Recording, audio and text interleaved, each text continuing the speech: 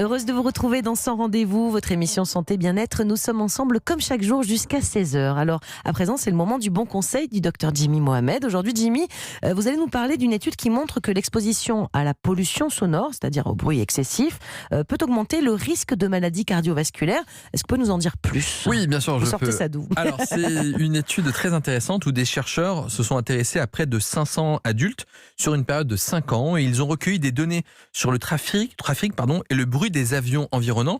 Ils ont évidemment ajusté sur d'autres facteurs qui peuvent contribuer au risque cardiovasculaire, notamment la pollution de l'air, et ils ont constaté que chaque augmentation de 5 décibels du niveau de bruit moyen sur 24 heures, c'est-à-dire pas sur un temps d'écoute d'une chanson, était associée à une augmentation de 35% des crises cardiaques, des accidents vasculaires cérébraux et d'autres maladies cardiaques graves. Mais c'est fou ça, pour 5 décibels de plus, ça semble rien du tout pourtant. C'est parce que l'échelle de décibels, elle est particulière, elle est compliquée, on dit qu'elle a une progression logarithmique. Je vous rassure, je ne sais pas ce que ça veut dire. Moi non plus.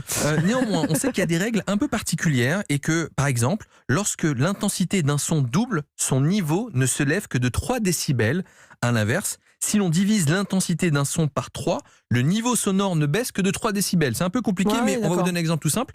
Si un aspirateur produit un bruit dans une pièce de 80 décibels, si on met 2 aspirateurs, ça ne fait pas 160 décibels, mais ça fait 83 décibels. On dirait que vous êtes hyper fort en acoustique là. Oui, alors que pas du tout. La raison pour laquelle que ces 5 augmentations de décibels sur 24 heures augmentent le risque de maladie cardiovasculaire. Alors comment on explique ces résultats justement ? Dans cette étude, ils sont amusés à faire des imageries, des IRM un peu particulières, et ils se sont rendus compte que chez les gens qui étaient qui avaient plus de bruit de façon prolongée, dans leur cerveau, il y avait une augmentation de l'amygdale cérébrale. L'amygdale cérébrale, c'est cette structure du cerveau qui est impliquée dans les processus de stress, d'anxiété et de peur, et qui peut entraîner la production de cortisol, qui est délétère sur la santé.